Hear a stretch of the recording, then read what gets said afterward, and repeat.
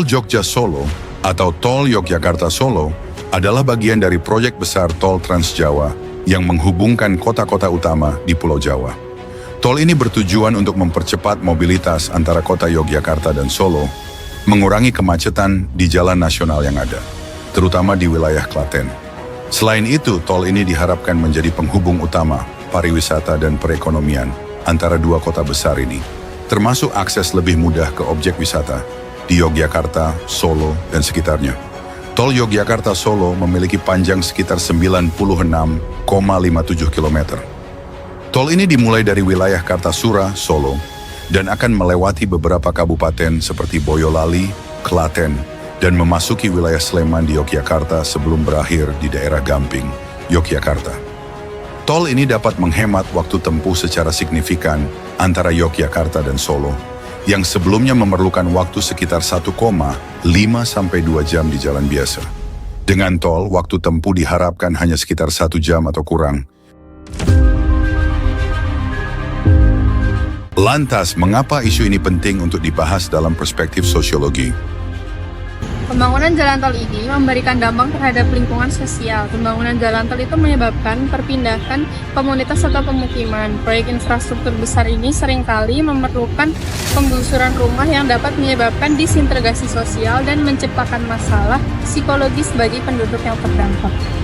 Meskipun jalan tol dapat memberikan kemudahan, tapi pembangunan ini seringkali memperburuk ketimpangan sosial. Jalan tol biasanya dibangun di daerah yang sudah memiliki akses ekonomi yang baik, sementara daerah yang terpencil seringkali tidak merasakan manfaat yang sama. Pembangunan jalan tol dapat mengubah pada mobilitas masyarakat. Akses yang lebih cepat dan efisien dapat mempercepat pergerakan barang dan orang, mempengaruhi interaksi sosial, serta memungkinkan terjadinya mobilitas sosial yang lebih besar. Misalnya, orang dari daerah pinggiran dapat lebih mengakses pusat kota atau sebaliknya.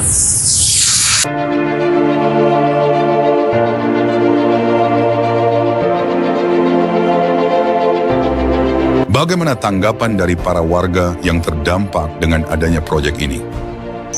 Jujur aja mengganggu, karena dari suaranya kalau berisik itu tuh di dalam rumah tetap kedengaran keras kan, karena rumahku depannya banget, dan itu tuh kalau buat aktivitas tuh nggak nyaman banget. Terus lingkungannya tuh juga berdebu gitu, banyak debu-debu kotor gitu.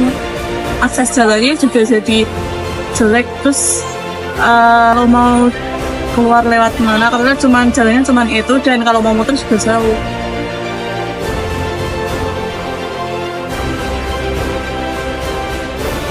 Kalau di saya, masyarakat tuh jadi banyak yang buka warung gitu, dan target pasarnya tuh kerja tol gitu, jadi mereka dapat pendapatan tambahan dari buka warung itu.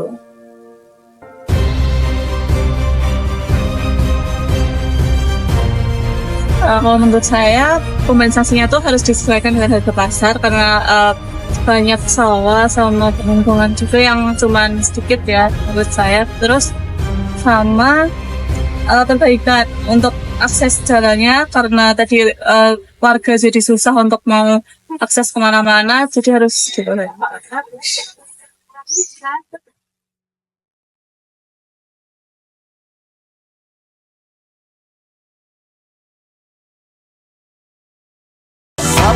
Sabar, sabar dan tunggu.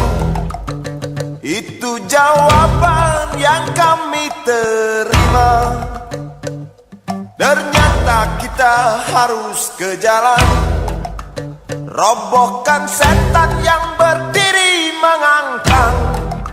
Oh ya, oh ya, oh ya, bongkar. Oh ya, oh ya, oh ya, bongkar. Oh ya, oh ya, oh ya, bongkar. Oh ya, oh ya, oh ya, bongkar.